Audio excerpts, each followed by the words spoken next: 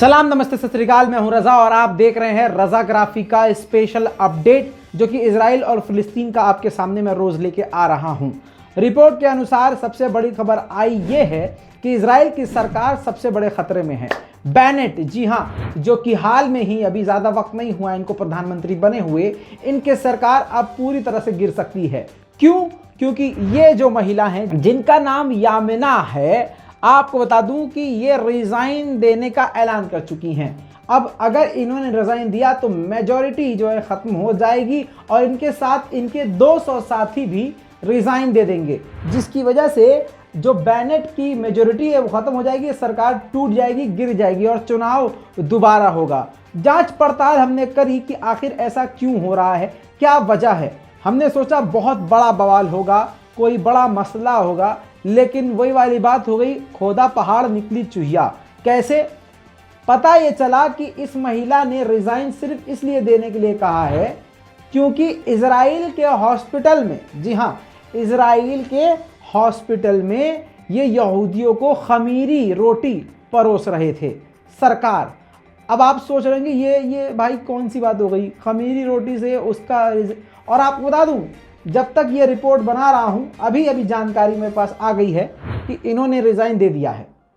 और खमीरी रोटी पर क्या है मामला? इन्होंने कहा कि यहूदी धर्म के मुताबिक अस्पताल में हम खमीरी रोटी नहीं खिला सकते यहूदियों को।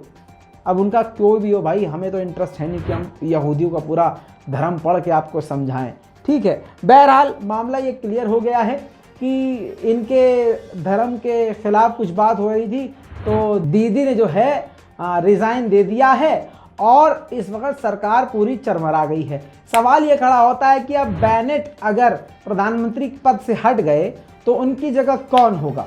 तो उनकी जगह इस वक्त वहाँ के जो इजराइल के फॉरेन मिनिस्टर हैं, जिनका नाम लैपिड है, आप जानते हैं और देख भी चुके होंगे, ये है भाई साहब वो। तो ये प्रधानमंत्री बन सकते हैं क्योंकि चुनाव से पहले भी इन्होंने कहा था कि मैं इंटरेस्टेड हूं, मैं ज़रूर मौका मिलेगा तो चुनाव लड़ूंगा। अब इनकी जो है संभावना बढ़ चुकी है। अब आपको बता दूं कि अगर आपको ये लग रहा है कि ऐसा उत्पात होने से फिलिस्तीनियों को आराम मिल जाएगा, सुकून मिल जाएगा, तो आप बहुत बड़ी गलतफहमी में हैं।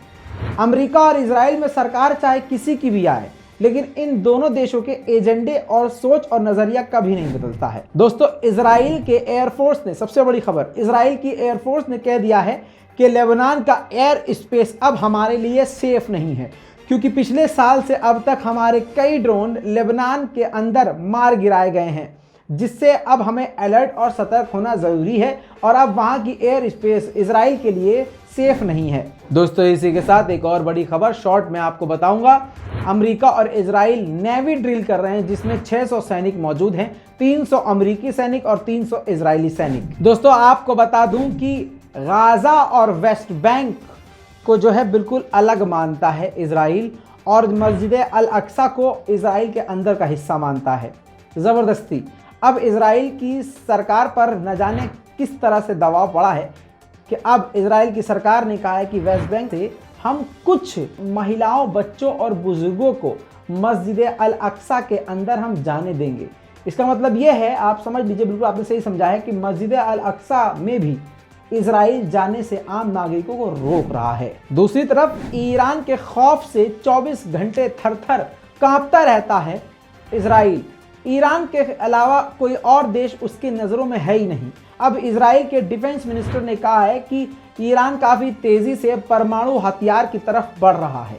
अब ईरान को रोकने के लिए चाहे हमें फोर्स का इस्तेमाल करना पड़े, ताकत का इस्तेमाल करना पड़े, हमला करना पड़े या इकोनॉमी पाबंदियां लगानी पड़े, जैसे तैसे करके भी हमें ईरान को न्यूक्लियर हथियार बनाने नहीं देना है। इसके लिए चाहे हमें जो करना पड़े हम अकेले ही कर डालेंगे। दोस्तों, रमज़ान का पाक महीना चल रहा है। दूसरी तरफ दमिश्क का गेट, यानी मस्जिद अल अक्सा का गेट जो है, उससे एंट्री होती है मस्जिद अल अक्सा के अंदर। अब आपको बता दूं कि इजराइल की मिलिट्री को हाई लेवल पर डिप्लॉय कर दिया गया है। जितनी जनता है उससे ज़्यादा आर्मी आप वहां पर देखेंगे। देखिए,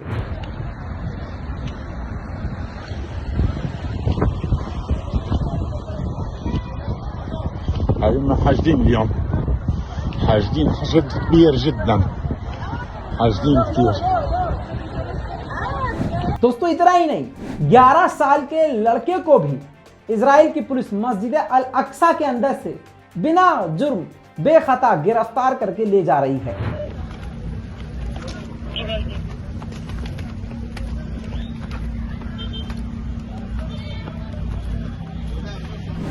दोस्तों आपको मालूम है कि इजराइल के खिलाफ कोई भी रिपोर्ट जब चलाई जाती है तो उस पर ऐड नहीं चलाया जाता, यूट्यूब उसको खुद भी रिमूव कर देता है। ये बात आपको समझनी चाहिए, इसलिए आपको ऐसी रिपोर्ट को ज़रूर सपोर्ट करना चाहिए। अब इसी वीडियो में आप जानते हैं कि ऐड नहीं चलेगा, अगर चलेगा तो उससे हमें कोई बेनिफिट नहीं होगा। यूट्यूब बहुत स्ट्रिक्ट है और आप जानते हैं ये सब जितने भी ऐप, यूट्यूब, गूगल, इन सब की पावर उन लोगों के हाथ में है जो खुद जालिम हैं। बहरहाल बहुत शॉर्ट में बहुत बड़ी बात समझा दी है।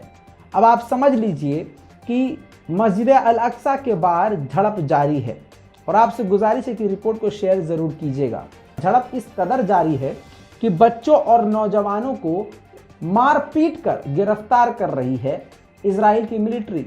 देखिए और याद रखिएगा मेरी बात, शेयर ज़रूर कीजिएगा, वरना फिलिस्तीनियों की आवाज़ कोई उठाने वाला है नहीं।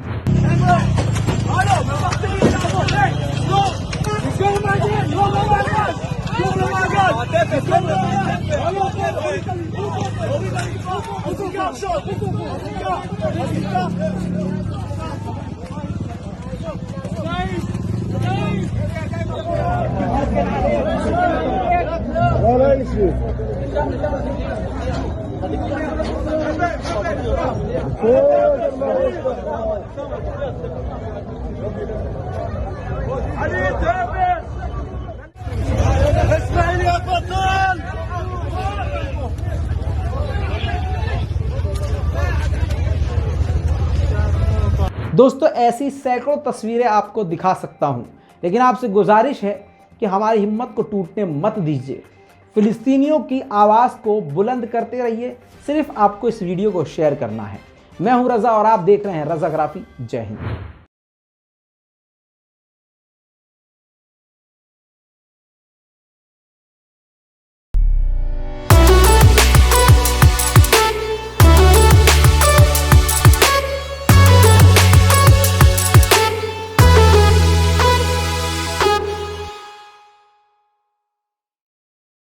तो दोस्तों ये हैं वो लोग जिन्होंने बहुत हमारी मदद करी है और इन सभी का तहे दिल से शुक्रिया, और आपसे उम्मीद है कि इसी तरह से आप अपने दुआओं में और अपने साथ में हमें याद रखेंगे।